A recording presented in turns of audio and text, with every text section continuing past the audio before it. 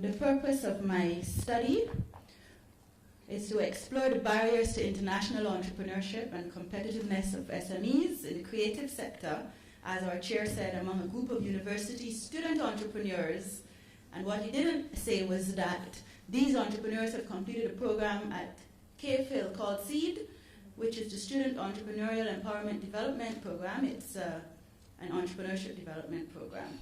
And secondly, the study hopes to explore the competitiveness of the creative sector based on Porter's Diamond, and of course make recommendations for the formation of a creative cluster. So what is the context for this work? Of course, the contribution of the global creative sector, and this has been alluded to in previous interventions over the last today and yesterday. The context is also the contribution of the creative sector to Barbados' economy. Over 80 million a year is an estimate. Of course, the preponderance of ventures among our entrepreneurs is in the creative sector, which is why it's worthy of study. So it follows that there are opportunities among our student entrepreneurs, opportunities to build up the sector, to enhance its competitiveness, and of course make recommendations for enhancing policy and curriculum, because we're talking about the university. So literature has outlined a number of barriers in respect of international entrepreneurship, and these barriers, this literature includes literature from outside, from the region, but it also includes a consulting report, that a study that was done on entrepreneurs in Barbados. So there's lack of information about international markets, lack of market intelligence, challenges or various issues in the international environment, lack of information about assistance that is actually available, as well as lack of finance. Their need for partners in terms of technology, lack of other resources, unfavorable support in the local environment, the local business environment, challenges financing exports, as well as difficulties receiving payments, which would affect cash flow. So I looked at secondary data, but most importantly, I did a survey-informed interview of the student entrepreneurs, and I coordinate the SEED program at CCfC, so they couldn't really refuse, so they cooperated. So they didn't refuse, I didn't say couldn't. So these are the two questions that I sought to answer. What are the perceptions of the barriers to international entrepreneurship? And how does Porter's Diamond explain the level of competitiveness? It's exploratory because, of course, these are startups. So now this is going to be based on interviews with 20 students, and this is how their businesses were constructed. So film, music, fashion, IT, performing arts, heritage, visual art, creative services. And the numbers next reflect the number of ventures. What were the major barriers? These actually mirrored what we found in the literature. Lack of access to information. And this is specifically about the support that is available for export. Lack of market information about the targeted markets, lack of finance, which is across the board, insufficient equipment and technology in respect, for example, of the fashion companies and the visual art. And then, of course, there are issues in the foreign market, whether those issues are standards, language requirements, and so forth. Issues related to the absence of a network, not just locally, but also in the targeted markets. And then challenges receiving and making payments online. Because of course these are student entrepreneurs, and they use the technology.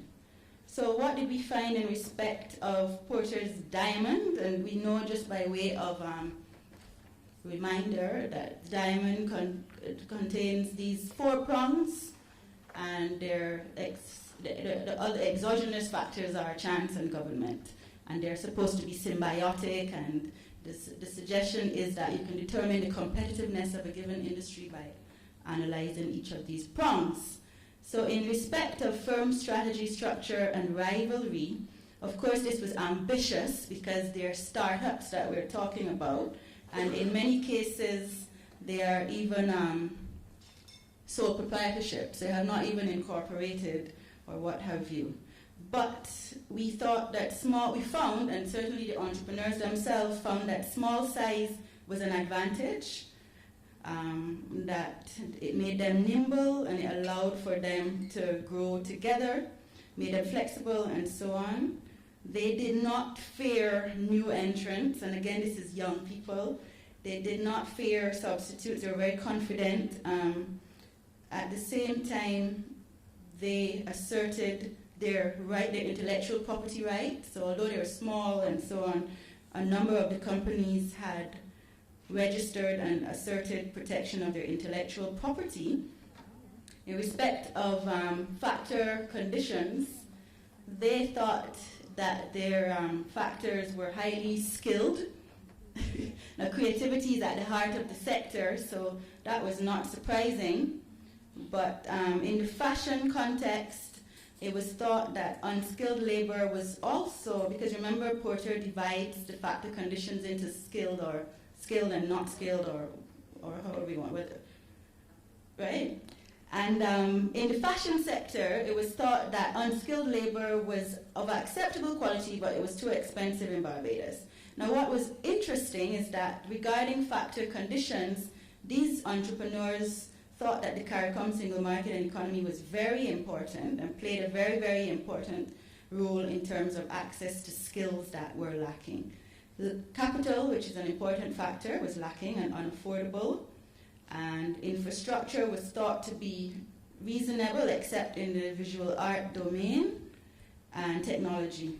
Now, regarding demand conditions, the entrepreneurs surprisingly did not think their market was too small, when all of us would think that the Barbadian market is tiny, but this was because they factored in the tourist industry, which expands it, and they also factored in the role of the single market. And this is pleasing to me because there are entrepreneurs based at the UB, which is a regional organization.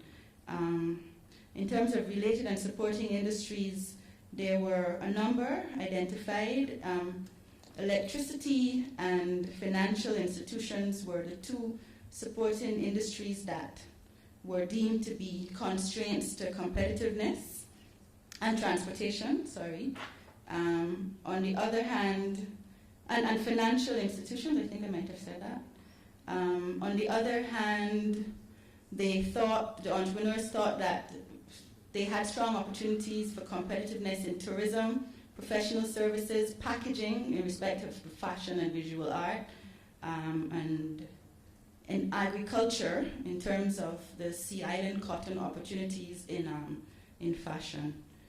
Now, in terms of chance, they're located in Barbados, so they recognized and thought that they always have to prepare for a hurricane or some other shock. And in terms of government, they thought that government was not necessarily doing as much as as should be done, but they also they expanded government's role to the university's role in terms of supporting international entrepreneurship. And in that respect, we accept, because that's what we're trying to do. So in terms of the prospects for a cluster, creation of a cluster, we recognize that the size, again, is an advantage, the close proximity, the fact that this cluster would be located in a regional institution, the fact that we are going to push the promises of the single market, as well as the fact that we are thinking, or we are conceptualizing an incubator, so it is very possible for us to focus on this as one of the competitive areas. And finally, the fact that the government in Barbados and across the region, the various governments, have signaled commitment to the growth and support of the creative sector, and there's legislation. So thank you very much, ladies and gentlemen. I have the distinct pleasure of being the last presenter for 2 days, which was a great 2 days. So I would like to thank you, and on behalf of the cohort of DBA students, thank you for giving us this opportunity.